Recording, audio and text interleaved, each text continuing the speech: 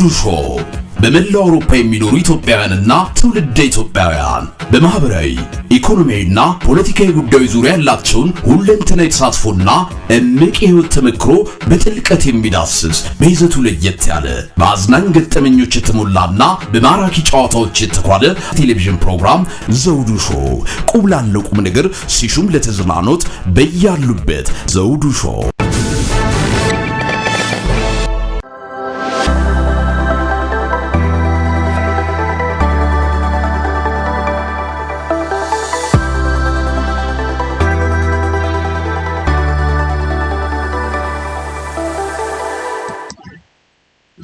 ሰላም ጤና ይስጥልን ክቡራን ተመልካቾቻችንና አድማጮቻችን ዘውዱ መንግስቴ ነኝ ከዚህ ከአገር እንግሊዝ የዝግጅት ክፍላችን ከእናንተ ክቡራን ተመልካች አድማጮቻችን ጋር የምናደርገውን ቆይታ ዝግጅቶቻችንን አሁን አጠናቀን መጥተናል። ዛሬ የዝግጅት ክፍላችን እንግዳ ነው ይዞላችሁ የመጣው። እንደተለመደ ሁሉ የዘውዱ ሾው ሚዲያ የተለያዩ ባለሙያዎችን፣ ኢትዮጵያን ምሁራኖችን፣ ፖለቲሽያንስ እንደዚሁም ኢኮኖሚስቶች፣ በተለያየ ሙያ ዘርፍ የሕክምና ባለሙያዎችን፣ የህግ ባለሙያዎችን በተጓዳኝም ልምዳቸውን አቅማቸውን ለሀገራቸው ያካፍላሉ ተብለው የሚገመቱ እውቅ ኢትዮጵያኖችን እያቀረበ ለእናንተ ክቡራን ተመልካች አድማጮቻችን እንደምናቀርብ ይታወቃል። በዛሬው ዕለትም ኢትዮጵያ ካለችበት መከራና ስቃይ ለማውጣት አሁን ቆርጠን ተነስተናል የሚሉ ኢትዮጵያኖች ከመላው ዓለም ተሰባስበዋል። ሀገራችን ኢትዮጵያን ማዳን ይገባናል ብለዋል። የዛሬ እንግዳችን ታዲያ በኢትዮጵያ ትልልቅ ስራዎችን ሰሩ ከሚባሉት አንዱ የፖለቲካ እና የትጥቅ ትግል እንቅስቃሴ ከሚያደርገው ውስጥ ኢህአፓ ነው። ኢህአፓ ሲነሳ የግርማዊ ቀዳማዊ ኃይለ ሥላሴን ስልጣን ወንበር በመነቅነቅና ከዚሁም በተጓዳይ በተለይም ከደርግ ጋር በተደረጉት ውጊያዎች እንደዚሁም ደግሞ በትጥቅሉ በኩል ላይ ከህወሓትም ሆነ ከሻዕቢያ ጋር ያደረጉትን እንቅስቃሴዎች የሚተነተንበት ብዙ ጉዳይ አለው። የዛሬ እንግዳችንም ታዲያ የዚሁ የኢህአፓ አባል ነበሩ። ገና በልጅነታቸው የገቡበት ኢህአፓ ዛሬም ቀጥሏል። እሳቸውም ገና በወጣትነት በልጅነት እድሜያቸው የገቡበትን ይህንኑ ፓርቲ ዛሬም አልለቅም ብለው በተለይም በውጭ የሚገኘው የኢህአፓ ድጋፍ ኃይል አባል በመሆን እያገዙ ይገኛሉ። ዛሬም ጭምር ከዚህ ፓርቲ ኢትዮጵያ ምን ትማር ይሆን? በቅድሚያ እነሱ ወደዚህ ትግል ከመግባታቸው አስቀድሞ የነበረችው ኢትዮጵያና በተለይም እነሱ ወደዚህ ትግል ገብተው ካደረጓቸው እንቅስቃሴዎች በኋላ ያለችው ኢትዮጵያ ምንድን ነው የምትመስለው? ዛሬስ እኚህ የዛሬ እንግዳችን ባሉበት በዚህ ወቅት ኢትዮጵያ እንዲህ ትሆናለች ብለው አስበው አቅደው ነበረን? ለመሆኑ የታገሉት፣ የደከሙት፣ የለፉት ብዙዎችም ህይወታቸውን ያጡበት በስር በመከራ የተንከራተቱበት ጉዳይ ዛሬ ላይ ቆመው ሲያዩት ምን ይሉ ይሆን?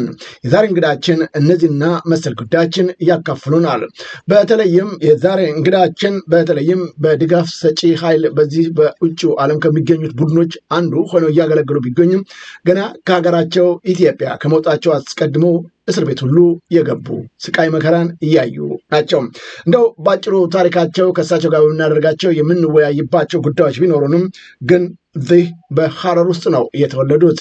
ኮምቦልቻ ግርማዊ ቀዳማዊ ኃይለ ሥላሴ ንጉሠ ነገሥት ኢትዮጵያ ከተወለዱበት በዚህ በኤጀርሳ ጎሮ አጠገብ ካለች አንድ መንደር ውስጥ ታዲያ የሀገራቸው ጉዳይ ያንገበገባቸው የዛሬ እንግዳችን በተለይም በ1969 ዓመተ ምህረት ወደ እስር ቤት ተጉዘዋል።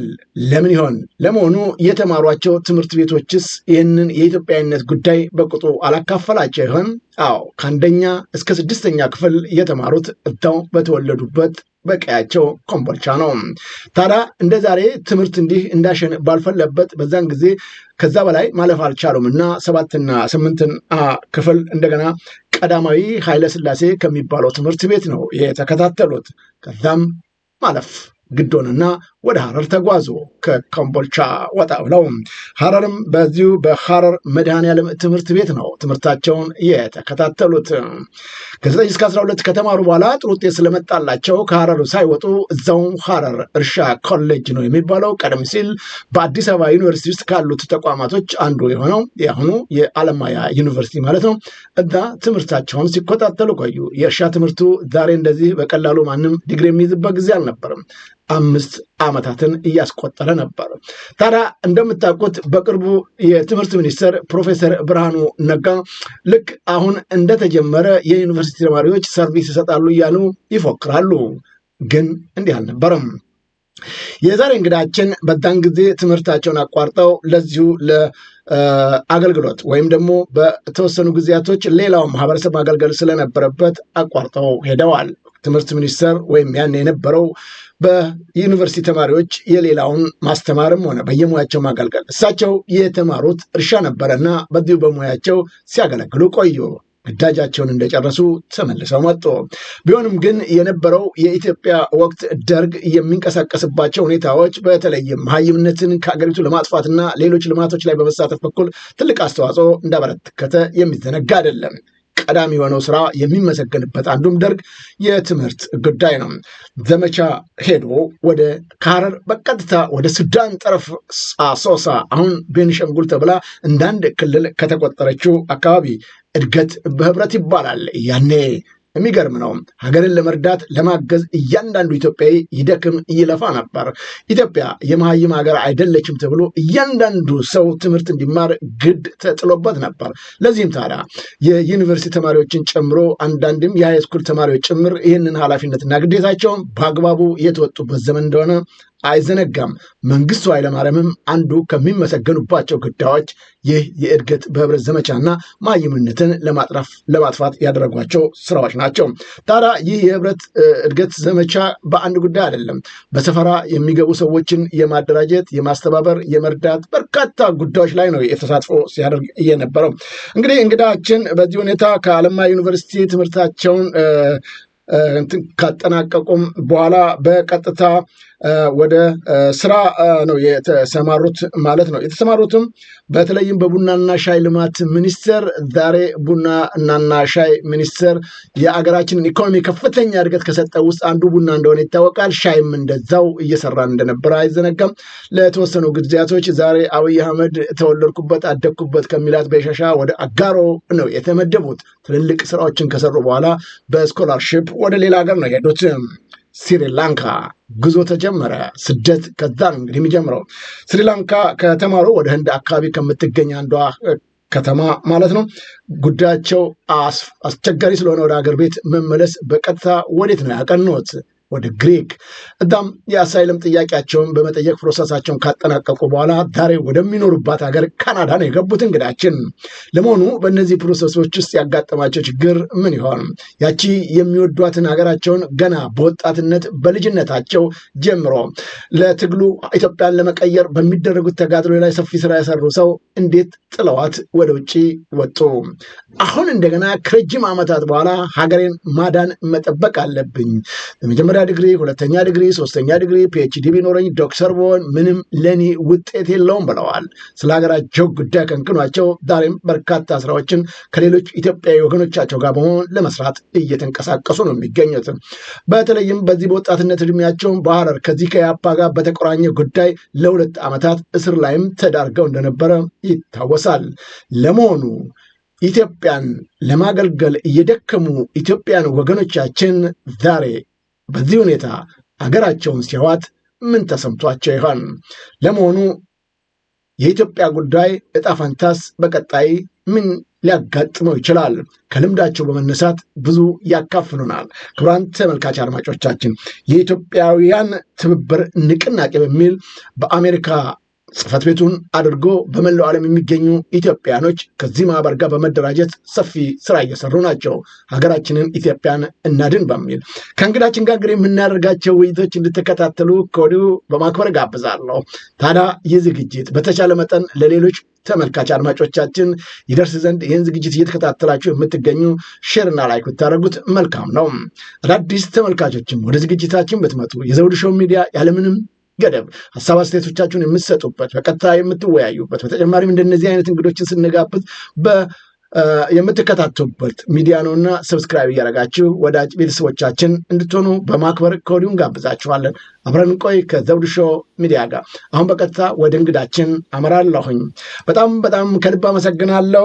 እንግዳችን ዶክተር ታየ ዘገየ አጠር አድርጌ በጣም ብዙ ጉዳዮች ነው እርስዎ ያሳለፉት እረዳለሁ፣ ግን አጠር አድርጌ ማናቸው ዶክተር ታዬ ዘገየ የሚለውን እንደው ለተመልካች አድማጮቻችን ለማካፈል ብዬ ትንሽ ለማስተዋወቅ ሞክሬያለሁ። የተሳሳትኳቸው ነገሮች ካሉ ያው እንዲያርሙኝ እድሉን እየሰጠው ለዘውዱ ሾው ሚዲያ ቃለ ምልልስ ፈቃደኛ ሆነው በመገኘቱ እጅግ ከልብ አመሰግናለሁ። እግዚአብሔር ይስጥልኝ ዶክተር።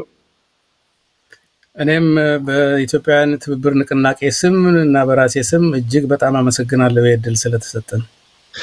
እንግዲህ ከሐረር ተወልደው የሐረር ልጆች ብዙ ጊዜ በጣም ኢትዮጵያን ለማወቅ ሐረር ሂዱ፣ ድሬዳዋ ሂዱ ይላሉ ብዙዎቹ እና የሐረር ሰዎች በጣም ግልጽ ናቸው፣ ቅን ልቦና ያላቸው ናቸው የሚባል ነገር አለ። እውነት ነው? እንደ እርሶስ ይህን ያረጋግጣሉ? ይሄንን መቼም አሁን ባደረግናት የ2 ደቂቃ ውይይት ካንተ ጋር ያረጋገጥክ ይመስለኛል። አንተ ራስህ የሐረር ልጆች በጣም ግልጽ ናቸው። በወዳቸው ቂም የሚቋጥሩ አይደሉም። የመሰላቸውን ይናገራሉ።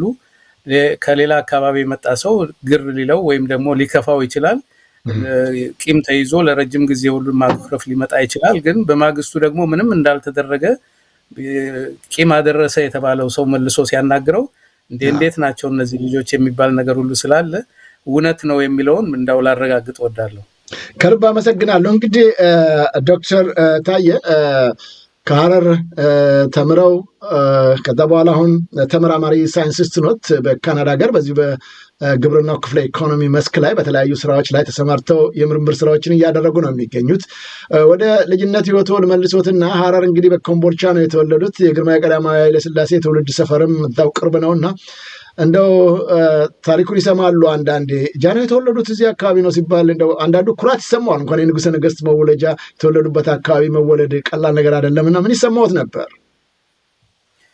እንደሚታወቀው ንጉሱ ያው መኖሪያቸው የጀርሳ ጎሮ ቢወለዱም አዲስ አበባ ስለሆነ በጣም ሩቅ ስለሆኑ ለኛ በአመት አንድ ጊዜ በሚከበረው የኪዳነ ምሕረት በዓል ስለሚመጡ ትልቅ ነገር ተደርጎ ነው የሚቆጠረው። ያው ከትምህርት ቤት ወጥተን ግራ ቀኝ ተሰልፈን እንቀበላለን። ገንዘብም ህዝቡም ይወጣል፣ ገንዘብም ይበተናል። ሰው እንዳያያቸው ነው ይባላል። ሰው ገንዘብ ለመሰብሰብ የተበተነውን ገንዘብ ይሯሯጣል። እኛም ደግሞ ያው ንጉሱን ተቀበልን ብለን ያው ወዲያውኑ ነው መቆም የለም ምን የለም ይሄዳሉና ኩራት ይሁን ምን አላቀውም። ግን በዛን ጊዜ ያው ማድረግ ያለብን እየታዘዝና መምህሮቻችን የሚያደርጉት የሚጠይቁንን እያደረግን ነው የኖርነውና ሩቅ አይደሉም። እንደሚኖሩበት ቦታ ሩቅ ቢሆንም ጃንሆይ የሚባለው ስም ለአካባቢው ሩቅ አይደለም ወይም ደግሞ የሚታወቅ ነው። ግን ያኔ ገንዘብ እየሰጡ ነው የሚሄዱት። ያው ስጥ እያሉ እየበተኑ ይሄዳሉ እንጂ ብዙ አይደበቁም ነበር። እናንተ ጋር ሲመጡ ለምንድን ነው የሚደበቁት? ወይም ፖሊሶቹ ለምን ይከለክላሉ? ህዝቡ እንዲታቀፋል ግራ ቀኝ ትሰለፋለህ አይደበቁም። ወይም በሽፋን አይሄዱም። ያው የሚበትን ገንዘብ የሚበትን በጆንያ ያለ ገንዘብ አለ።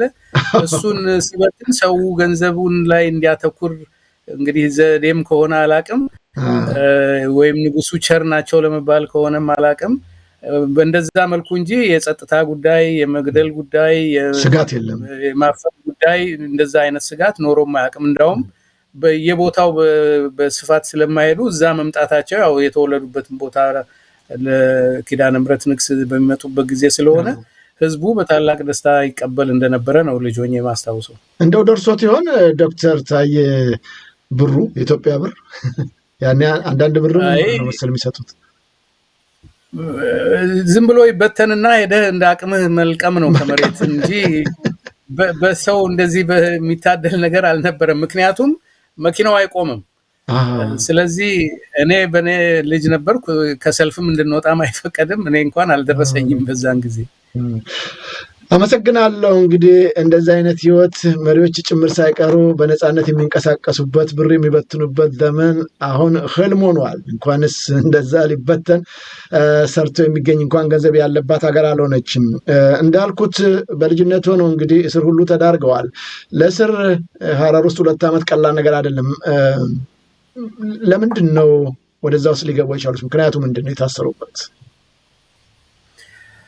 ይሄ 2 ዓመት እስራት በደርግ ጊዜ ነው። በጃንሆይ ጊዜም እስራት ገጥሞኛል። የታሰርነው ምንድነው በዛን ጊዜ ዩኒቨርሲቲ ተማሪ ስለነበርኩ የስርዓት ለውጥ እንፈልግ ነበር። ይሄ የቆየ ዘውዳዊ አገዛዝ ተወግዶ ህዝባዊ ስርዓት ይመስረት የሚለው የተማሪው ንቅናቄ ቁልፍ ጥያቄ ነው። መሬት ላራሹ ቁልፍ ጥያቄ ነው። ዳቦ ለተራበው ቁልፍ ጥያቄ ነውና በዛ ጉዳይ ተማሪዎች በተለይ የዩኒቨርሲቲ ተማሪዎችና የሁለተኛ ደረጃ ተማሪዎች ንቁ ተሳትፎ ያደርጉ ነበር። ይሄን እንግዲህ በተማሪዎች ማህበር አለማያ በነበረው እንትን ፍጹም ዴሞክራሲያዊ አይነት ውይይት ነው የሚካሄድ የነበረው። በዛን ጊዜ በንጉሱ ጊዜ የሁለተኛ ዓመት ተማሪ ነበርኩ። ውይይት ተካሂዶ ትምህርትና ቁም ዊዝድሮው እናድርግ የሚለው ሞሽን ስላለፈ ዊዝድሮው ለማድረግ ተማሪው በአብዛኛው ድምጽ ይወስናል። እንግዲህ በወቅቱ በአገር ውስጥ የነበረው የእርሻ ኮሌጅ አለማያ ብቻ ነው። አምቦና ጅማና አዋሳ መለስተኛ ተቋም ሆነው አሉ። ከተለያዩ የሀገሪቷ ክፍሎች ውስጥ ነው ተማሪዎች የሚመጡትና ዊዝድሮው ሲደረግ ሁሉም በየአካባቢው ይመለሳል ማለት ነው።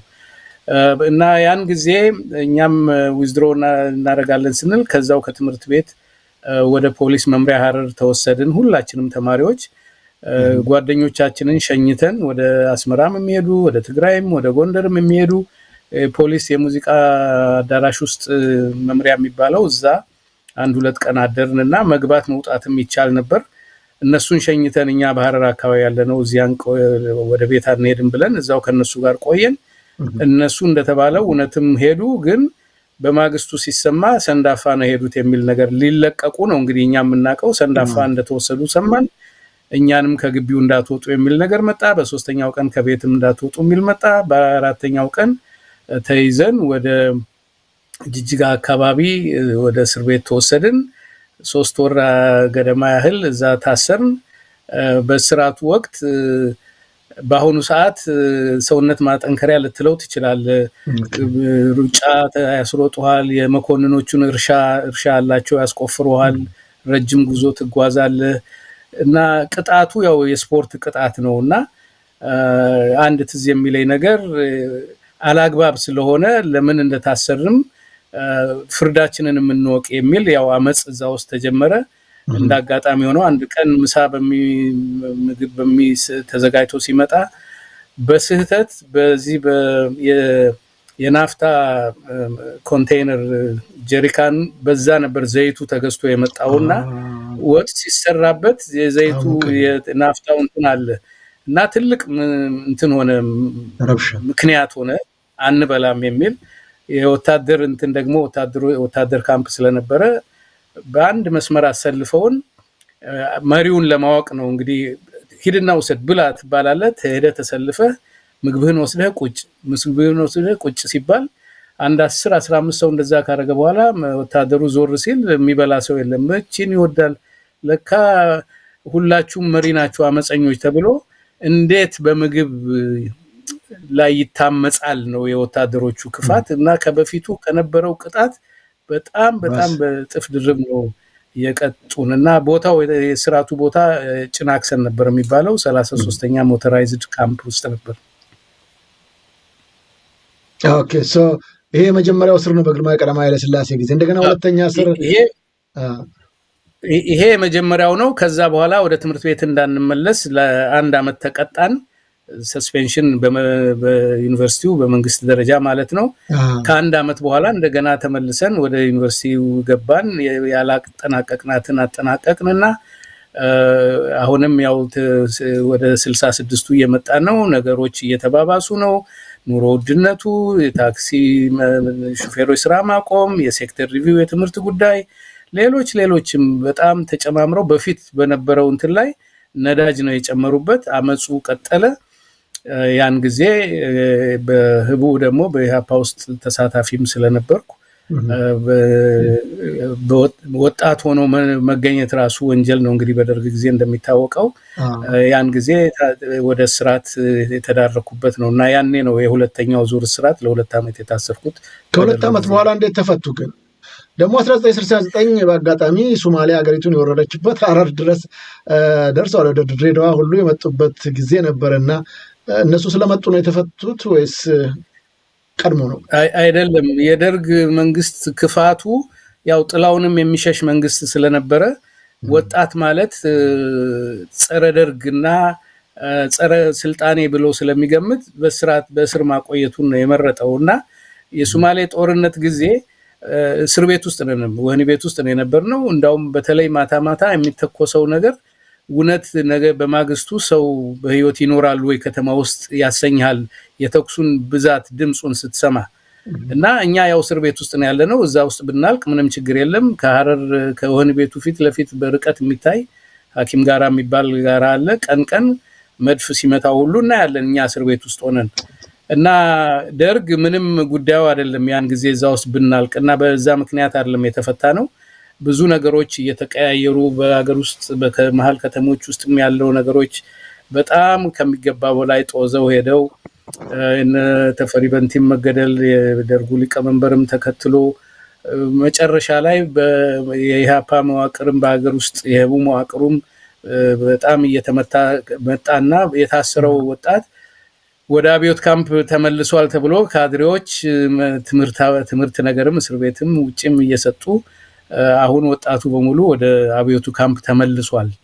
በዛን ጊዜ ደርግ ወጣት አልነበረውም የሚረዳው በተለያየ ዘርፍ የሚያሰራው ወይም ደግሞ ይሄን ገፋዋለው የሚለው የነበረውን አብዮት ለማራመድ የሰው ኃይል ስላልነበረው የወጣቱን ኃይል ይፈልግ ነበር። በዚህ ላይ ደግሞ ያው እንደምታስታውሰው ሌሎች ፖለቲካ ድርጅቶች እነ ማሌድህ የተቋቋሙበት ጊዜ ስለነበረ እነሱም ግፊት ነበራቸው ወጣቱን ከእስር ቤት አውጥቶ የነሱ አባል አድርጎ ጠንከር ብሎ ያው በተለያየ ምክንያት ነው ከደርግ ጋር የተቀላቀሉት። ግማሹ ተስማምቷቸዋል፣ ግማሹ ደርግን ገፋ አድርጎ እንጥላለን ለጊዜው እንጠቀምበት ነው በተለያየ ምክንያት። እና ያቺ አጋጣሚ ነች እንድንለቀቅ በተለይ በሐረር አካባቢ የነበርነው በአብዛኛው ተለቀናል። አዲስ አበባ በዛን ጊዜ 5 ዓመት ምናምን ሁሉ ፍርድ ይፈረድ ነበር እኛ በተለቀቅንበት ጊዜ። የሚገርም ነው እንግዲህ አጋጣሚዎች እየተመቻቹ ከእስር ቤት ወጥተዋል። ከዛ ለእድገትና በህብረት ዘመቻ እድገት በህብረት ዘመቻ የሚባለው ላይ ደግሞ ተሰማርተው ከሐረር እንደገና ከምስራቅ ወደ ሱዳን ጠረፍ ሄደዋል። በእርግጥ ሙቀት ነው። አሶሳም ሐረርም እንደዚህ ሞቅ ይላል ትንሽ። የሙቀቱ የአየር ባህሪው ችግር ላይ ፈጥር ይችላል። ግን በባህል ብዙ የምትለዩባቸው ነገሮች ይኖራሉና ወደዛ እንዴት ተመደቡ? እንደሚታወቀው አሁን ፕሮፌሰር ብርሃኑ ነጋ የዩኒቨርሲቲ ተማሪዎችን ጭምር ለማስተማር ዝግጅት እያደረግን ይላል። እንግዲህ በግርማዊ ቀዳማዊ ኃይለ ሥላሴም በደርግም ጊዜ የነበሩ ነገሮች እንደሆኑ ነው ያሉኝ መረጃዎች እና አንዱም እርሶ በዚህ ውስጥ መሳተፎ ይታወቃልና አንደኛ እስቲ ከፊት ያለውን ታሪክ አንስተውልኝ ብርሃኑ ዛሬ እንደ አዲስ አድርጎ የሚያነሳውን ነገር እንዴት አዩት? ወደ አሶሳ ቤኒሻንጉል የሄድኩት ያው ለእድገት በህብረት ዘመቻ ነው እና ከስራቱ በፊት ነው። 3ኛ ዓመት እያለው የብሔራዊ አገልግሎት ተማሪ ነበርኩ። በእርሻ ጣቢያ ውስጥ ሰራ ነበር። ግማሽ ዓመት እንደሰራውኝ 3ኛ ዓመት ሆኖ ሁሉም ሰው መሄድ ስላለበት ሃይ ስኩልም 2ኛ ደረጃ የነበሩ ተማሪዎችም ስማችን ተዘርዝሮ ተመድቦ ወደ የገጠሩ ወደ ተመደብንበት እንድንሄድ ተደረገ እና የኔም ስም እንግዲህ በዛን ወቅት የነበርነውም ሁሉም የ3ኛ ዓመት ተማሪዎች የነበሩ በሙሉ ተደልድለዋል። እኔ የደረሰኝ አሶሳ ቤኒሻንጉል ስለነበረ እዛ ነው የሄድኩትና እዛ ከየካቲት እስከ መስከረም ድረስ በ67 ዓመተ ምህረት እዛ ነበርኩኝ። ከዛ ከተመለስኩኝ በኋላ ነው ወደ መሀል ሀገር ገብቼ አዲስ አበባ መጥቼ ሐረር መጥቼ በኢሃፓ ውስጥም በህቡ እንቅስቃሴ ውስጥ በተሳታፊ ሆኜ ወደ እስር የገባሁት ከዛን በኋላ ነውና አሶሳ በነበርኩበት ጊዜ ወይም ቤኒሻንጉል በጣም አንደኛ ሀገራችንንም ያው እንድናቅ አድርጎኛል። ከምስራቅ ምዕራብ ሄደ የህዝቡ አኗኗር፣ የህዝቡ ቋንቋ፣ የህዝቡ ባህሉ ራሱ ከሱዳን ጋር የሚቀርብ ነው። ባለባበስ ብትል በቋንቋው በምኑ ኢቭን ሰዓት አቆጣጠር እንኳን በሱዳን በካርቱም ነው እንጂ በአዲስ አበባ ለአንድ ሰዓት ልዩነት አለ። ለሱዳንም ስለሚቀርብ ብዙ ወንድሞቻችን ከዛ ወደ ሱዳን የገቡ አሉ። እኛ ግን በተለይ በዩኒቨርሲቲ አካባቢ የነበርነው የሃይ ስኩል የ2ኛ ደረጃ ተማሪዎች ናቸው የሄዱት በብዛት ወደ ሱዳን። ወደ መሀል ሀገር መመለስ አለብን ትግሉ ያስፈልጋል በሚል በዛ መሰረት ነው እንግዲህ የተመለስነውና ሱዳን በጣም ቤኒሻንጉል በጣም የምታሳዝን የበለጠ የነበረህንም እንትን ተጨማሪ ግብአት ነው የሰጠ። ለምሳሌ እኛ እዛ ስንሄድ በዘማችነት ተሰልፈው በአስተርጓሚ ሲነግሩን ቋንቋውን አናቅም፣ ውጣውጥኛ ነው። ወይም አረብኛ ነው።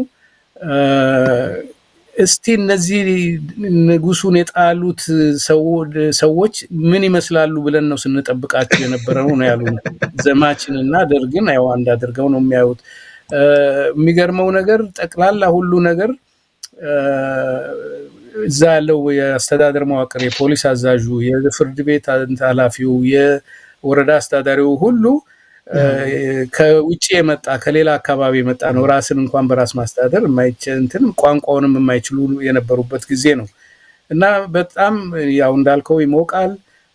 መንገድ ስራ ምናምን እንሰራ ነበረ። እሱን ጠዋት እስከ 3 ሰዓት ተኩል በኢትዮጵያ አቆጣጠር ከሰራን በርትተናል ማለት ነው። ከዛ በኋላ መንቀሳቀስ አይቻልም። በጣም ነው የሚሞቀው። ልክ ነው።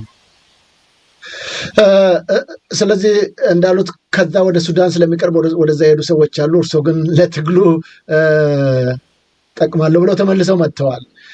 በተጨማሪም ደግሞ እንዳሉት የአሶሳን ማህበረሰብ በቤኒሻንጉል ላይ ያሉትን ሰዎች ሲያዩ ደግሞ ጭቆናው ለካስ ከዚህ ድረስ ነው የሚለውም እንደገና መሬት ላራሹ የምንታገለው ተገቢ ነው በሚል ነው ወደኋላ የተመለሱትና ይህን ያህል ቁርጠኝነቱ የመጣው ሀገርና ወገንን ከማሰብ ነው ወይስ እልህና ብስጭት ስለነበረበት ነው?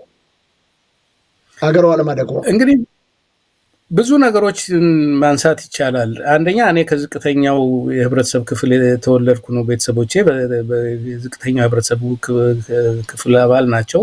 በግብርና የሚተዳደሩ ናቸው። በየቀኑ ያለውን ነገር እዛም የምታየው ነገር ነው። ሁለተኛ እንዳልኩ ወደ አሶሳ ምናምን ስትሄድ ደግሞ ይሄ በትምህርት ቤት ውስጥ በመጽሐፍ ያነበብከው በንግግር ከጓደኞች ከተማሪዎቹ የምትሰማውን ነገር በአይንህ ፊት የምታየው ነው። ለምሳሌ ሰው መስዋዕትነት ይቀርብ ነበረ። ከዛ በቤኒሻንጉል አካባቢ የንጉሱን እድሜ ለማርዘም ወይም ለተለያየ ነገር እየተመረጠ ደግሞ መመረጥና ለመስዋዕትነት ማቅረብ የነበረባቸው ጠንካራ ሰው፣ ሙሉ ሰው፣ ይሄ ጎበዝ፣ ይሄ ፊዚካሊ ጠንካራ የሆነውን እንደሱ አይነት ነገር እየመረጡ ይልኩ ነበረ ለመስዋዕትነት። እና አንደኛውን ሰው አግኝተን ሲያነጋግረን እኔ በጣም ስለማዝን አለ እንደዛ አይነት ወጣቶችና ጠንካሮችን ጉልበተኞችን አልነበረም የምልከው፣ የደከመውን የታመመውን ያው መሞቱ የማይቀር ነው በሚል በዛ ነበር ማካከሰው አለን። እና ያን ያህል እንግዲህ ዘመቻ በሄድንበት ጊዜ ከጥቂት ዓመት በፊት ነው፣ አሁን እያደረግን አይደለም ብሎኛል። እንደዛ አይነቱን ስታይ በትምህርት ቤት ውስጥ ያየኸውን ስታይ ያነበብካቸውን አንዳንድ ነገሮችን ስታይ ሀገራችን ለምንድን ነው እኩልነት የማይመጣው? ለምንድን ነው በዲሞክራሲያዊ ስርዓት የማይሰፍነው? ለምንድን ነው የሀብት ድሃ ሳትሆን እንዴት ያስተዳደር ድህነት ሀገራችንን ወደኋላ ያስቀራል? በተለይ መሬት ላራሹ የሚለውን ትምህርት የሚባለው እንደዚህ በገጠር በጠረፍ አካባቢዎች ምንም የሚታወቅ ነገር አይደለም እና በትምህርት ቤት ውስጥ ሆነ ስትለው የነበረውን ነገር በአይን ስላየው የበለጠ እንድትጠናከር፣ በዚህ ላይ ደግሞ ወጣት ነህ፣ ትኩስ ኃይል ነህ፣ ለውጥ ትፈልጋለህ። ያ ነገር ደግሞ ግብአት እየሆነ ያው እንድንቀሳቀስ በርካታ ወጣቶች ሀገራቸውን ወደ ተሻለ ከፍተኛ ማማ ላይ ለማድረስ በማለት ህይወታቸውን መስዋዕት እንዲሆን አድርገዋል። እና እነዛ ነገሮች ናቸው እንግዲህ ያበረታቱን እንጂ ሱዳን ከደረስክ በኋላ በ8 ሰዓት ጉዞ ማነው አሶሳ ቤኒሻንጉል ሆነ በ8 ሰዓት ጉዞ ሱዳን መግባት ስትችል እነዚህ ነገሮች ናቸው ወደ ውስጥ ወደ መሀል ሀገር እንድንመለስ ያደረጉ። አመሰግናለሁ ዶክተር። እንደው አሁን አንድ ነገር ስላነሱ ነው ምናልባት አንዳንድ ሰዎች ልክ አይ ዶንት ኖ እንግዲህ እርሱ መረጃ ሊኖርት ይችላል። ባለኝ እውቀት ንጉሠ ነገሥቱ ቢሾፍቱም ላይ ጭምር ቅንድቦ ይሞላ ይታረዳል ምናምን የሚባል መስዋዕት ያደርጋሉ የሚባል ነገር እሰማለሁ። ግን ንጉሠ ነገሥቱ አሁን ያሉትን አዘው ነው ወይስ እንደው ሰዎች የራሳቸው ፍላጎትና ስሜት እንደው ንጉሱን እድሜ ያርዝምልን በሚል በሚደረግ ነው? እንደው ምናልባት እዚህ ላይ አጣርተው ይሆን ይሄ ነገር አፈታሪክ እንዳይሆን ወይስ የንጉሱ ትእዛዝ አለበት ወይ? አገራችን ውስጥ በፊትም በነበረው አሁንም ባለው ሁኔታ እስከዛሬ እስከማቀው ድረስ ከላይ ሳይታወቅ ምንም የሚደረግ ነገር የለም። መንግስቱ ኃይለማርያም ትንኝንም አልገደልኩም ብሎ ሲፎክር የነበረ ነው መተኪያ የሌላቸውን ወጣቶችን የፈጀው። የህወሓት የሚመራው የኢህአዴግ ስርዓትም በርካታ ወጣት ዜጎችን የገደለው ሀገር እያለማ ሆነው ህገ መንግስቱን ሊንዱ ነው እያለ ነው። የአሁኑ መንግስትም ህዝብንም እያፈናቀለ በድሮን ጭምር እየደበደበ ያለው መንግስት በተለይ ደግሞ በአመራር ደረጃ ያለው ሳያቀው እየተካሄደ አይደለም እያወቀው ነው የሚደረገው እና በጃንሆይም ጊዜ ያነበብኩት ነገር የለም ዝም ብሎ አፈ ታሪክም አይደለም ደብረ ዘይት አካባቢ ሲኬድ በደንብ የሚታወቅ ነገር ነው እስከ ሐረር እስከ ሌሎች አካባቢዎች ምንም በሰውነቱ ላይ ምልክት የሌለው ሰው ነው የሚፈልገው ጆሮ ከተበሳ አትፈልግም በቃ አረከስከው ማለት ነው አይወስዱም ስለዚህ ብዙ ሰው ጆሮውን ይበሳ ነበር በዛን ጊዜ እና ጃንሆይ ሳያቁት ነው የሚል እምነት የለኝም በዛን ዘመን ራስን ለስልጣንን ለማቆየት በተለይ ደግሞ በተለያየ እምነት ውስጥ ተሳትፈው ይሄ ጭዳ ዶሮ ይታረዳል አይደለም 3 ጊዜ አዙረህ በቤት ትጥላለህ ምናምን የሚባል ነገር አለ አንዳንድ መተት ሁሉ የሚደረግ ነገር አለ ከዛ የሚለይ አይመስለኝም በኔ እምነት ግን የተጻፈ ነገር ያነበብኩት ነገር የለኝም አመሰግናለሁ ዶክተር ዘገየ እንግዲህ በዛ ሁኔታ ብዙ ህይወቶችን አሳልፈው ለትግሉት ሲባልም ጓደኞች ወደ ሱዳን ሲሄዱ እርሶ ተመልሰው ወደ ትግሉ ውስጥ ተሳትፎ ሲያደርጉ ቆዩ ዞሮ የበኩሎትን ጥረት አድርገው ከዛ ዩኒቨርሲቲ ከጨረሱ በኋላ ወደ ስሪላንካ ሄዱ ይሄንን ስኮላርሺፕ እድል አግኝተው ነው በምን መልኩ ወደ ስሪላንካ ወጡ ምክንያቱም እቺ የሚወዷትን ሀገር ገና በልጅነቱ ለእድገት በህብረት ዘመቻ ሄደው እንኳን አልቀርም ያሏትን ወደ ውጭ አልወጣም የሀገሬ ጉዳይ አሳስበኛል ያሉት ወደ ስሪላንካ ለመሄድ ምን ውጤት ተገኝቶ ነው ወይስ ኢትዮጵያ እርሶ ባሰቧት መልኩ ስለተስተካከለለት ነው ሄዱት ወይስ ተስፋ ቆረጡ ኢትዮጵያ ያኔም አሁንም እኔ አይደለሁም በኔ ዘመን በኔ ትውልድ ውስጥ ያለፈ በኔ ትውልድ በሙሉ ተስተካክሎለታል ብለው አያምንም ለዚህ ነው አሁንም ትግሉ መቀጠል ያለበት ያን ጊዜ ለምን ሄድ ክላልከው ስራ ጨረስኩ መጀመሪያ ከእስር ቤት እንደወጣው ስራ ማግኘት ያልቻልኩት ሰው በተለያዩ ቦታዎች አንድ ሴሜስተር ተመልሼ ትምህርቴን ከጨረስኩ በኋላ እዚህ ቦታ ስራ ተብዬ ነው የተመደብኩት ፈልጌ ያጣሁትን ስራ ተሰጠኝና እዛ 1-2 አመት ከሰራው በኋላ ስኮላርሺፕ ተሰጠኝ እንደምወጣ እርግጠኛ አልነበርኩም በዛን ጊዜ እንግዲህ የተለወጠው ከበፊቱ የተለወጠው ሁኔታ ምንድነው እስር ቤት ገብቻለሁ የነበረው የትግል መንፈስ አከርካሪ ለመስበር ሞክሯል በርካታ የማይተኩ ወጣቶች ተሰውተዋል እንደ በፊቱ መንቀሳቀስ አይቻልምና እዚህም ብቆይም የጊዜ ጉዳይ ነው እንጂ ሌላ የሚመጣ ነገር የለም እስቲ ዞር ማለት ይችላል በዚህ ላይ ደግሞ ሄደ ተምረህና ነው የተባልኩትና ስደት አልነበረም በሚቀጥለው 1-2 አመት የሚቀጥለውንም እናያለን በሚል ሄድኩኝ እየባሰ ነው እንጂ ሄደው የተሻለ ነገር የለም ስለዚህ ላለመመለስ ወሰንኩኝ ያም ሆኖ አሁን ትምህርት ስለጨረስኩ ምናምን አይደለም ወደ ትግሉ ሁሉ ጊዜ ከኢትዮጵያ አንድ እዚህ አካባቢ መኖርበት አካባቢ አንድ ቲሸርት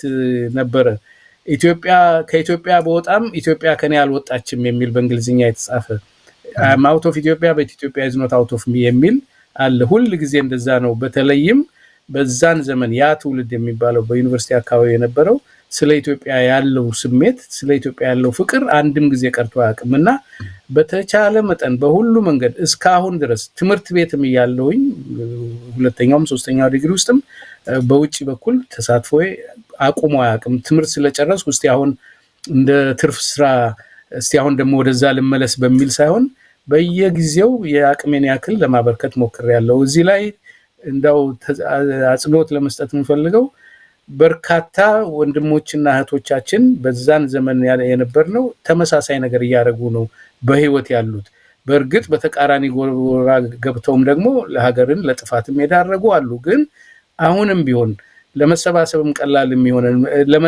ለመነጋገርም ቀላል የሚሆነን ቀደም ብሎ መተዋወቅም ስላለም ጭምር ነውና ኢትዮጵያ ከውስጣችን ወጣ አታውቅም አንድም ጊዜ ከልብ አመሰግናለሁ ዶክተር አሁን ያሉኝ ቲሸርት ውጪ በጣም ኢትዮጵያ ውስጥ ነች የሚለው እርሶ ራሱ አሳትመው ነው ወይስ በተቋም ደረጃ የተጻፈ ነገር ነው ቲሸርቱ የሚሉት አይ እኔ አይደለሁም ያሳተምኩት በተቋምም አይደለም እዚህ አካባቢ በመኖርበት አካባቢ ያሉ ከተማ ውስጥ ያሉ ሁሉ ጊዜ ስለ ኢትዮጵያ የሚንገበገቡ ወንድሞችና እህቶች በራስ አነሳሽነት በሆነ ኢቨንቶች ላይ ያዘጋጁት ነው እሱ በደንብ እንደ መፈክር የሚቆጠር ነው ለረጅም ጊዜ እስካሁንም ድረስ ኦኬ ጥሩ መፈክር ነው። ይሄው በእውነት ለሌሎቹም አካባቢዎች ቢዛመት እና ሁሉም ይሄንን አይነት አስተሳሰብ ቢኖረው እጅግ ጠቃሚ ነው ብዬ አስባለሁኝ። እንግዲህ ያው የሀገሪቱ ተጨባጭ ሁኔታ እንዳሉት ጥሩ ስላልሆነ ቢመለሱም ውጤት እንደማያመጡ ስለተረዱ በዛው መቅረትን ወስነው ከስሪላንካ ወደ ግሪክ ነው የሄዱት። ግሪክን ለምን መረጧት ታዲያ?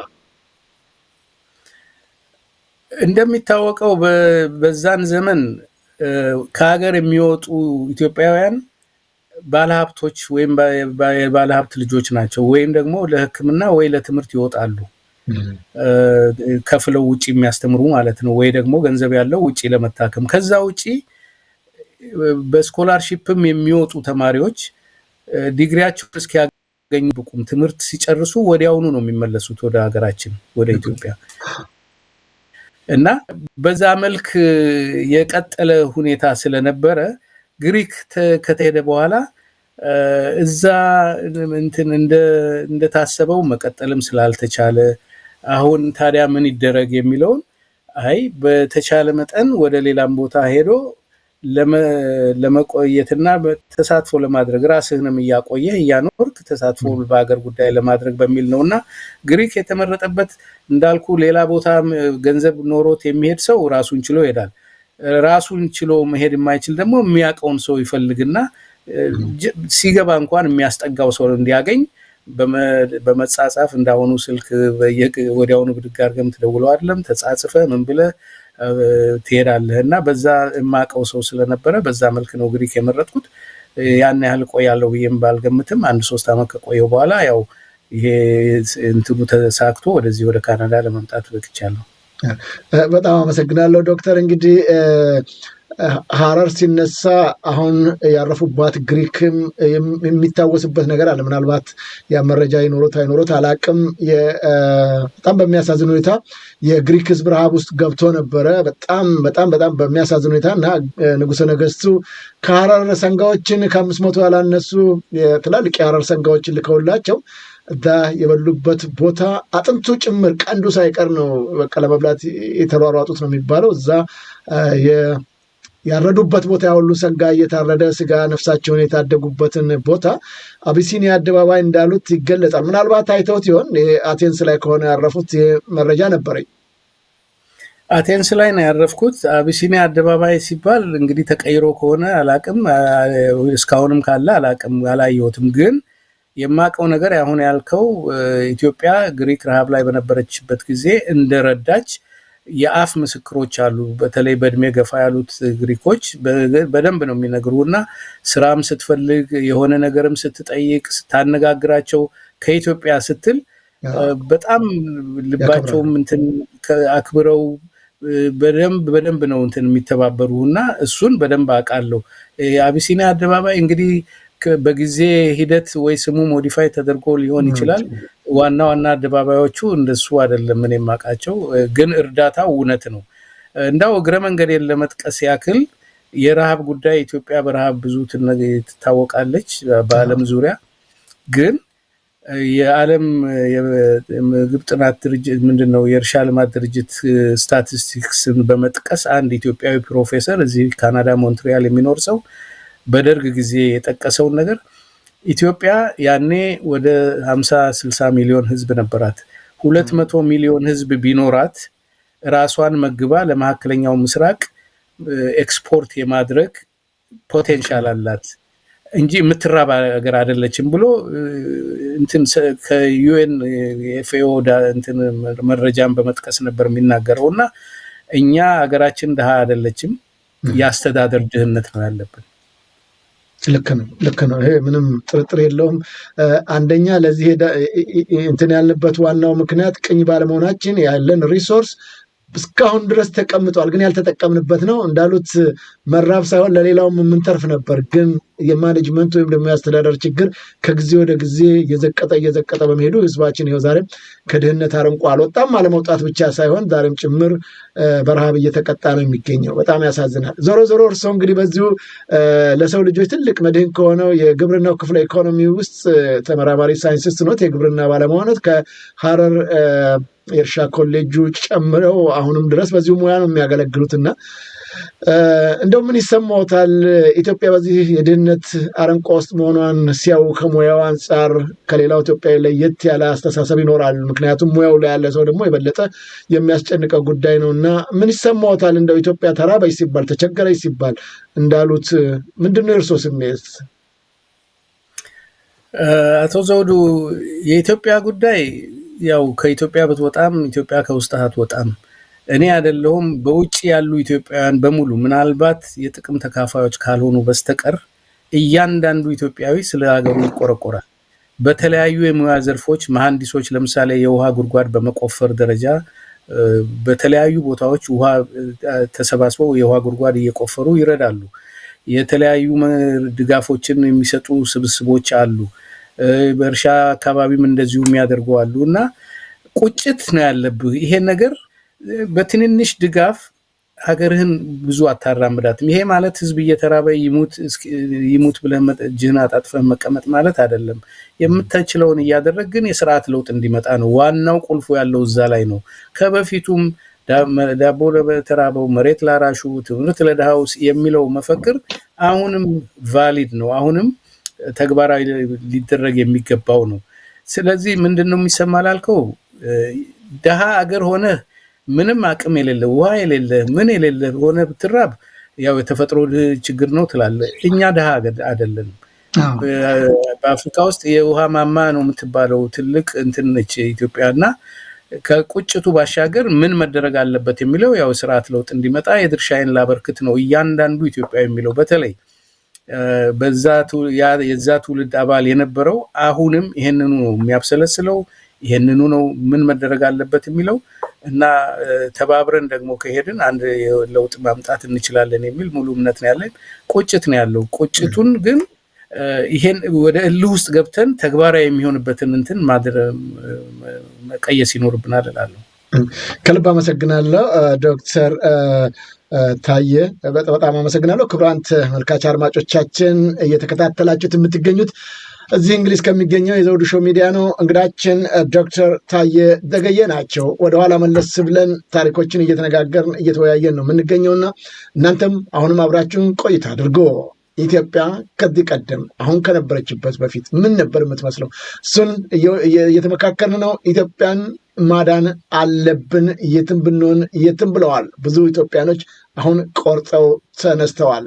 እኛስ ምን ማድረግ ይጠበቅብናል? ከዶክተር ጋር የምናደርገው ውይይት አሁንም እንድትከታተሉ በማክበር ጋብዛለሁ። አብረን እንቆይ። ዶክተር እንግዲህ እስቲ እንደው ከባድ ነገሮችን ችግርና መከራ ነው እያወራን ያለ ነው አሁን። እስቲ ወደ ባህላዊ ጉዳያችን እንመለስ። ኢትዮጵያ አንዱ ትልቁ ችግር ባህላችን፣ ታሪካችን አንዱ ለአንዱ አለማሰባችን። ቅድም መነሻ ላይ እንዳልኩት የሐረር ሰው እንዲህ ነው፣ ቅልቦና ያለው ነው፣ ጨዋ ነው፣ ፊት ለፊት ነው ብለውኝ ነበር እና እንደዛ ሁሉ እነዛን የማጣታችን ችግር ነው ዛሬ ለዚህ ምስቅልቅልና ውስብስብ ችግር ሀገራችን ኢትዮጵያን የዳረገው። ወደ ዩኒቨርሲቲ ህይወት ልመልሶትና እስቲ እንዴት ነበሩ ያኔ ወጣቶች ሆናችሁ የሴትና የወንድ ጓደኛ ግንኙነቱን መስል ነበር? እንደአሁኑ ዘመን እንደው አሁን ቴክኖሎጂ የለም፣ ወረቀት እንትን ምንድነው በኮምፒውተር ወይም ደግሞ ዋድኮሌት በዚህ በስልክ በምን በዋትስአፕ በሶሻል ሚዲያዎች የመገናኘት ትድሉ የለም። ያለው ባህሉ ነገር ትልቅ ጥብቅ ነበረና እንደ ጓደኛ ነበሩት በዛ ጊዜ። እስቲ ወደኋላ ታሪኮን እንመለስና ለዚህ ትውልድም እንደ ያለውን ሁኔታ እንዲያካፍሉልኝ ብዬ ነው። ምን ነበር ያኔ ወጣቱ ትውልድ፣ የአሁኑስ ምን ይመስላል የሚለውን ለማነጻጸር ይረዳን ዘንድ። እንደ ዩኒቨርሲቲ እያሉ የሴት ጓደኛ ለመያዝ ቀላል ነበር? ውስብስብ ነው? ምን ይመስል ነበር? አመሰግናለሁ ጓደኞቼ ይሄንን ጥያቄ ማነው ዘውዱ ይሄንን ጥያቄ ስላነሳ። ባለሙያ ውስጥ እዛው ነው የምናድረው፣ እዛው ነው የምንበላው፣ እዛው ነው የምንማረው። ከግቢ አንወጣም። የምትቀጥለዋ ከተማ 5 ኪሎ ሜትር ራቅ ትላለች። በአንጻራዊ ደረጃ እዛ ግቢ ውስጥ የተሻለ ኑሮ ነው የምንኖረውና ወደ ውጪም አይወጣም። እንደገና ትምህርቱም ምኑም ብዙ ጫና ስላለ ጠዋት ክፍል ከሰዓት በኋላ የላቦራቶሪ እርሻውም ጭምር ስላለ ጊዜውም የለም። ይሄ እንግዲህ እንዳለ ሆኖ እንደ አዲስ አበባ አይደለም። አሁን ያነሳውን የወንድና የሴት ግንኙነትን በተመለከተ በጣም ውሱን ሴቶች ናቸው አለማያ ያሉት የሚማሩ የነበረው በቁጥራቸው አነስተኛ ናቸው። እነዛም ደግሞ ወይ ቀደም ብለው የሚተዋወቁ ጓደኛ ይኖራቸዋል ወይም ደግሞ እንደመጡ ጓደኛ የታወቁ ይሆኗቸው አሉ። ስለዚህ እንዳው እንዲህ በዛ ሄጄ እንትን የምትለው ነገር የለም። ከግቢው እድሉ አንደኛ የጠበበው፣ ሁለተኛ ደግሞ በግሌ እኔንም ስለጠየቀኝ እኔ ፊዚካሊም ትንሽ ነበርኩኝ፣ እድሜም አነስተኛ ስለነበረ ብዙ ወደ ትምህርቱ አካባቢ እና ሌላም ነገሮችን በመስራት እንጂ በእንደዚህ አይነት እንትን ውስጥ አልነበርንም እና እድሉም አልነበረኝም ለማለት ነው። እንደው ከባህል አንጻር ከትውልዱ በዛን ዘመን በእናንተ ዘመን ከነበሩት ወጣቶች ዘንድ እንየው እስቲ፣ በአብዛኞቹ እንደዚህ ይቀል ነበር ጓደኛ ለማግኘት ከአሁኑ ካለው ትውልድ ጋር ስናየው ምን ያህል ከባድ ነበር ራሱ ወጣት ጓደኛን ለማግኘት ተቃራኒ ጾታ? ከአለማያ እንግዲህ አለማያ ውስጥ ያሉት ተጣምረዋል። ምንም በነፃነት ነው የሚንቀሳቀሱት። ምንም ችግር የለም። እንደው እንደ ባልና ሚስት ማለት ትችላለህ። ተማሪውም ያውቃል እንትና ከእንትና ጋር ነች፣ እንትና ከእንትና ጋር ነው የሚባለው። ከአለማያ መውጣ ስትል ሀረር ያው በሃይ ስኩል ደረጃም ይታወቃል። የእንትና ጓደኛ ነች፣ የእንትና ጓደኛ ነው ይባላል። ግን ይፋ ሆኖ እንደዚህ በነፃነት እንደፈለክ መንቀሳቀስ ምናምን አይደለም። ወይ ደግሞ እዚህ ውጭ ሀገር እንዳለው በራስህ የምትኖር የራስህ መኖሪያ በግልህ ያለህ ቦታ ስላልሆነ አንተም እሷም ሌላውም በወላጆቻቸው ቤት ስለሚኖሩ ወላጅና ቤተሰብ ደግሞ መባለግ የሚባል ነገር እንዳይኖር ጥንቃቄ ስለሚያደርጉ ብዙ ነገሮች በድብቅ ነው የሚካሄዱት እና ያው ጥሩ ሆነው እንዲያድጉ ልጆች የወላጆች ተጽዕኖ ነው የነበረው። ይሄ በሁሉም ቦታ የነበረ ነው። አንዳንድ ቦታ ጠበቅ ይላል፣ አንዳንድ ቦታ ላላ ይላል። ምናልባት በአንጻራዊ ደረጃ ሀረርና ድሬዳዋ አካባቢ እና አዲስ አበባ ላላ ሊል ይችላል። በሌላ አካባቢ ደግሞ በጣም ከባድ እንደሆነ ነው የምንረዳው። በጣም አመሰግናለሁ። እስቲ እንግዲህ ወደ ዋና ጉዳያችን እንመለስ። ደግሞ ውጭ ወጥተዋል።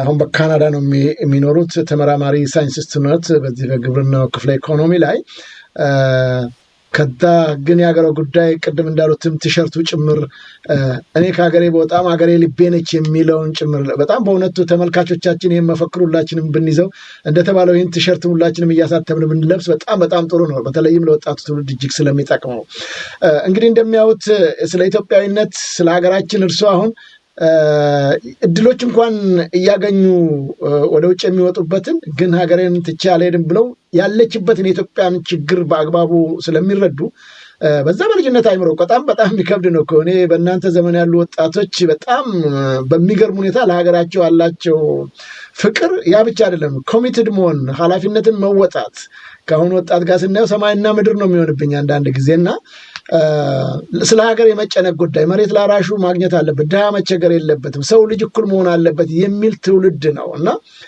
አሁን ላይ ግን ስናየው እነዚህ አይነት ነገሮች የሚስተዋሉ አይደለም። ምንድን ነው ምክንያቱ ይላሉ ወጣቱ። ይሄ ሁሉ መዓት እየወረደበት በሀገሪቱ ላይ በዝምታ የማስተዋሉና የማየቱ ነገር ምንድን ነው ብለው እንደ በርሱ በኩል ገምግመው ይሆናል? በጣም አመሰግናለሁ። ይሄ በጣም ጥሩ ጥያቄ ነው። ለምንድን ነው ጥሩ የማስበው? በሀገራችን ውስጥ የትምህርት ስርዓቱ በጣም ጥሩ ነበረ። ግርግጥ ለሁሉም አክሰሰብል አልነበረም። በተለይ ወደ ዩኒቨርሲቲ ስትገባ ዩኒቨርሲቲም አይደለም አንደኛ ደረጃም ሁለተኛ ደረጃም ሁሉ ሆነን ከኛ በላይ ያሉት በክፍል የሚበልጡን መምህሩ በሌለበት ጊዜ መተው የሚያስተምሩበት ጊዜ ነበረ። በኤሌመንተሪ ስኩልም በሃይ ስኩልም ያየነው ነው። በዩኒቨርሲቲ ከገባህማ ትልቅ እንትን ነው።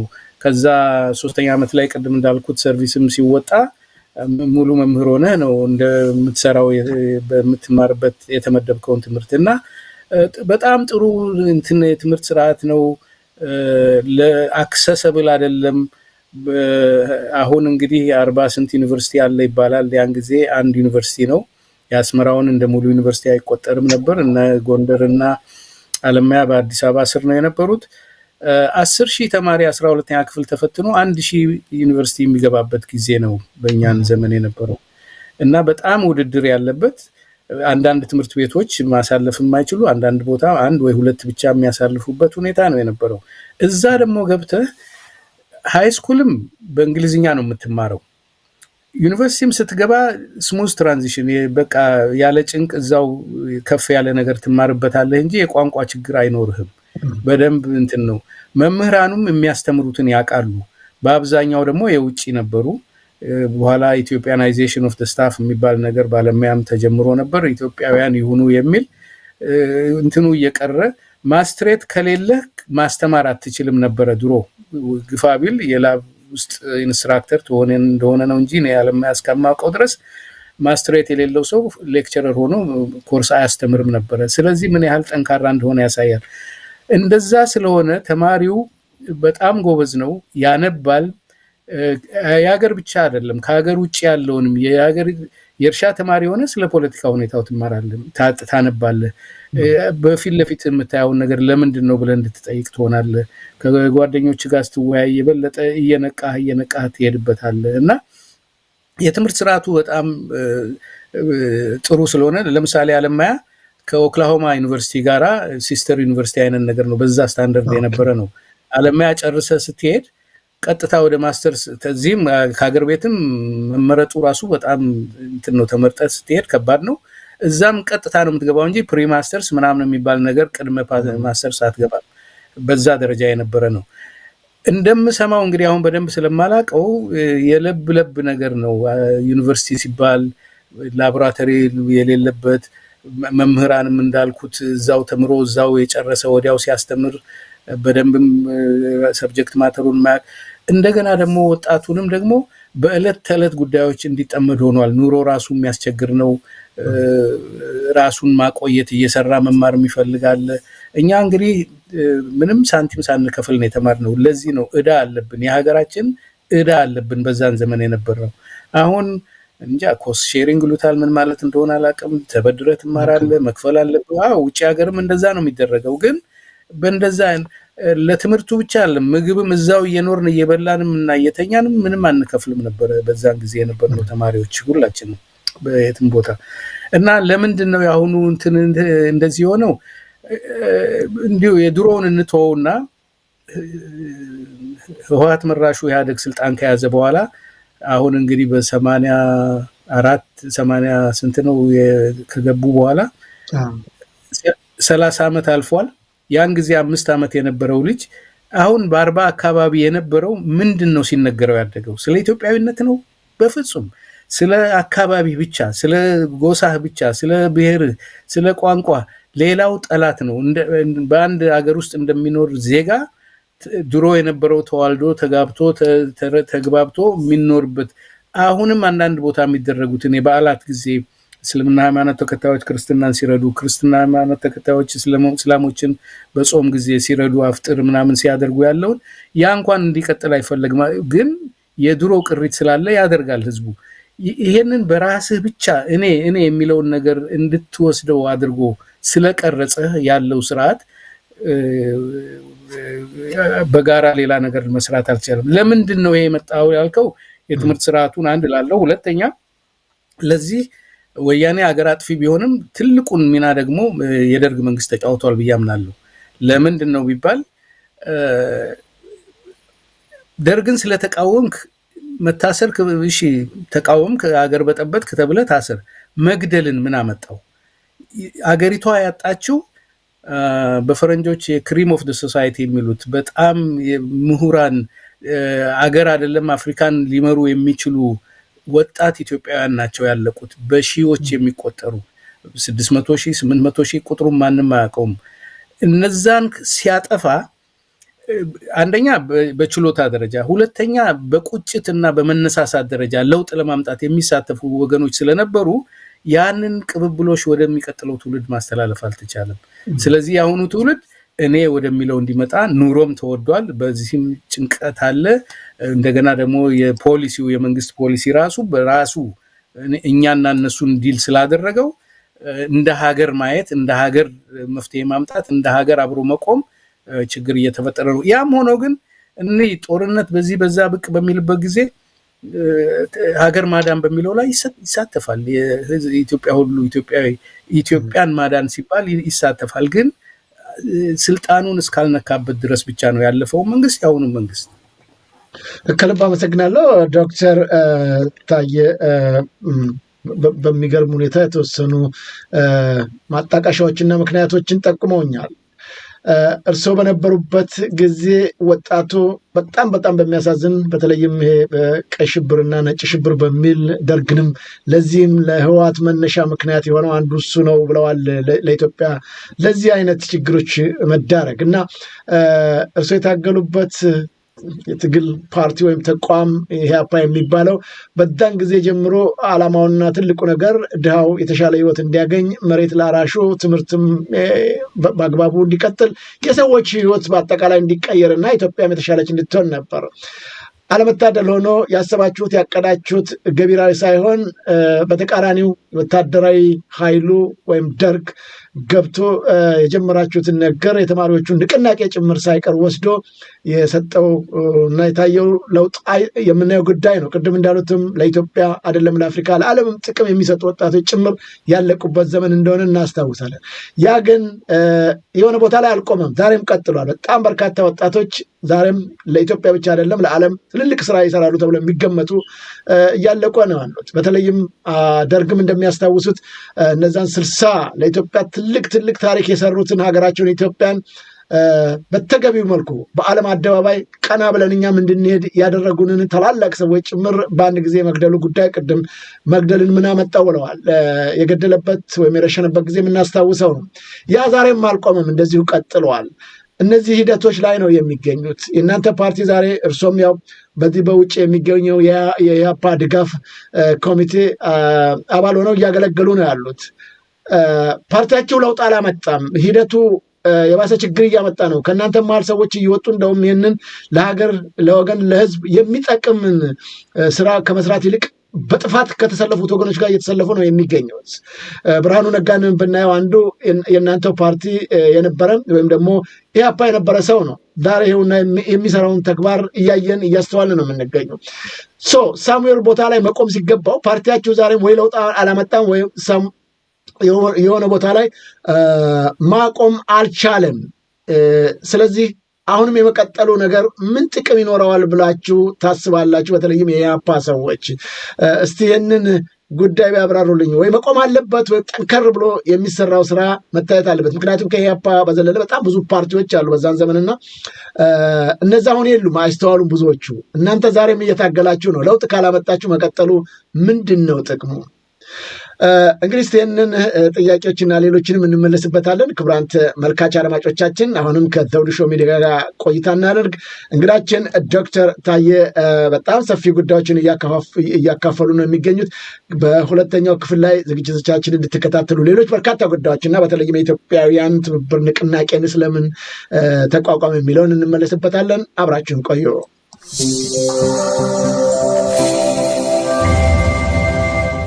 ዘውዱ ሾው በመላው አውሮፓ የሚኖሩ ኢትዮጵያውያንና ትውልደ ኢትዮጵያውያን በማህበራዊ ኢኮኖሚያዊና ፖለቲካዊ ጉዳዮች ዙሪያ ያላቸውን ሁለንተናዊ ተሳትፎና እምቅ የህይወት ተመክሮ በጥልቀት የሚዳስስ በይዘቱ ለየት ያለ በአዝናኝ ገጠመኞች የተሞላና በማራኪ ጨዋታዎች የተኳለ ቴሌቪዥን ፕሮግራም ዘውዱ ሾው። ቁም ላለው ቁም ነገር ሲሹም ለተዝናኖት በያሉበት ዘውዱ ሾው።